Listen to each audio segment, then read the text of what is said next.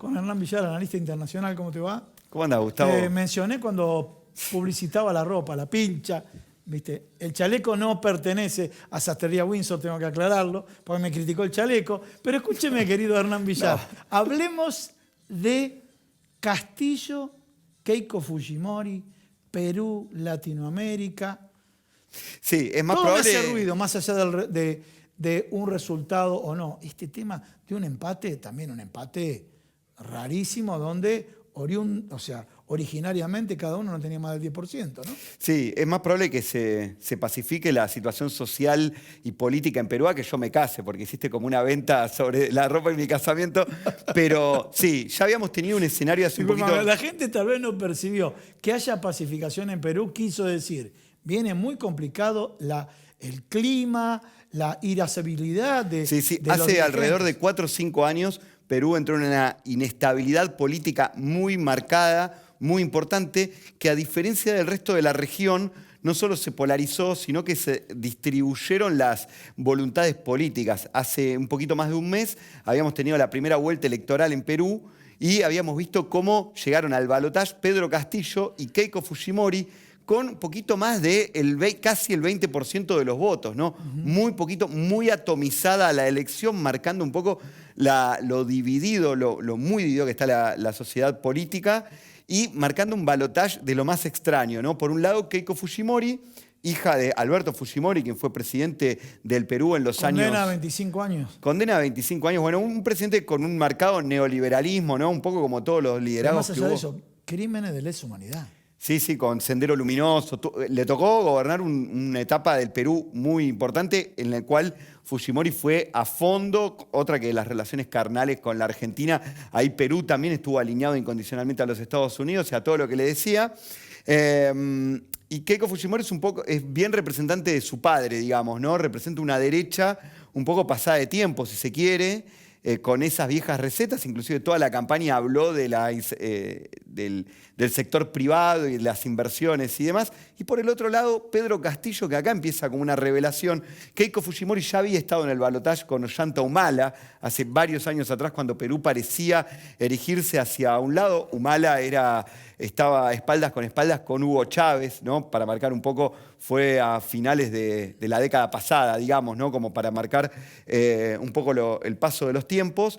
Y Pedro Castillo es un emergente del campesinado, si se quiere, en Perú, sin mucho reconocimiento político. De hecho, es rondero, como le dicen allá en Perú, que representa un poco a distintos sindicatos sectoriales, digamos, en este caso del norte del Perú, que bueno, está contando los votos, ¿no? Que podría hacerse con la presidencia del Perú y con un escenario de mucha indefinición. Una, porque el Congreso está muy dividido a propósito de esta primera vuelta electoral con tantos partidos políticos, y por el otro lado, porque se está definiendo por centésimas y cada receta política es absolutamente antagónica a la otra, digamos, ¿no? O sea, si por un voto gana uno, va a ser absolutamente 180 grados distinto de lo que proponga el otro, ¿no? Con lo cual podemos prever que va a estar todavía muy caliente la arena política, ¿no? En donde hay que ver si el entramado social en Perú lo resiste, ¿no?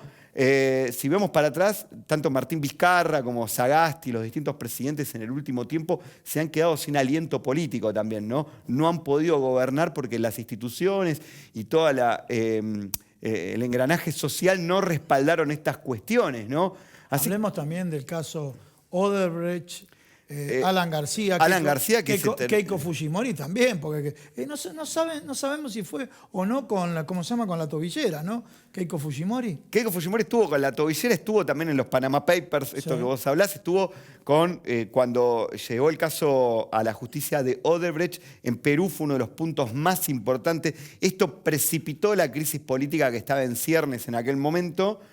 Un expresidente, 2 veces presidente, Alan García, terminó suicidándose, un poco llevándose a la tumba también muchos secretos de ese entramado que había con la obra pública, y lo que también aceleró un poco los tiempos de esta crisis política, ¿no? Ahí, en este momento, no hay un rumbo definido en Perú, está muy dividido, se ve una calle muy caliente, marcando un síntoma que se viene manifestando en toda la región, ¿no?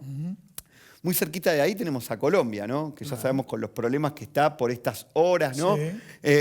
Bueno, Perú marca una vez más un síntoma, y a propósito, ya que cada vez que me invitás, Gustavo, siempre estamos hablando de algún periodo electoral y demás, acá vemos otra vez como Pedro Castillo, el candidato que se hizo más fuerte, si se quiere, en lo que es redes sociales, ¿no?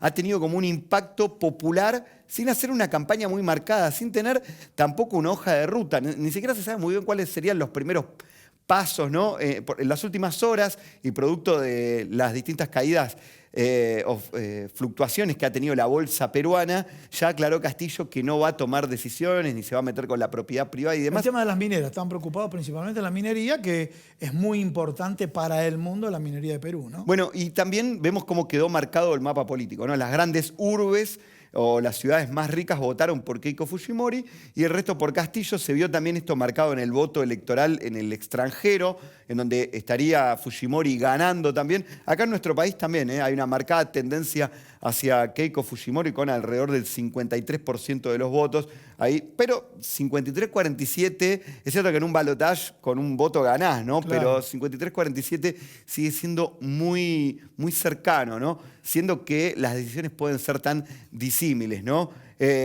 Cierta parte conservadora ve con buenos ojos la llegada de Keiko Fujimori al poder, pero otros creen que es un retorno al pasado del Perú y que muchos amigos... Ahora, la propia derecha no la quería a Keiko Fujimori, entre ellos Alan García, y de pronto terminó... Bien, lo que pasa es que Alan García disculpa, está como al... No, Mario Vargas Llosa. Mario Vargas Llosa o Pedro Pablo Kuczynski, otros Sí. candidatos que había, bueno, están como siempre con el tema de las derechas y las izquierdas siempre hay que ver dónde estamos parados, ¿no? Claro. Digamos que a la derecha de Keiko Fujimori está la pared, ¿no? O sea, entonces todos quedan como para el otro lado si lo vamos a plantear. Es de alguien, bueno, vos marcaste un poco lo que había hecho su padre Alberto con los derechos humanos y demás, y Keiko Fujimori tiene un perfil de estas características, ¿no? No le tiembla el pulso a la hora de hablar de los pobres ni de los movimientos sociales. Más allá que no juega en contra, primero, ella no es responsable de lo que hizo el padre, pero convengamos que amamantó en ese proceso, como estaba, era la primera dama, era cuando era presidente, la que lo acompañaba, como fue el caso de Zulemita con Carlos Menem, era la primera dama, o sea,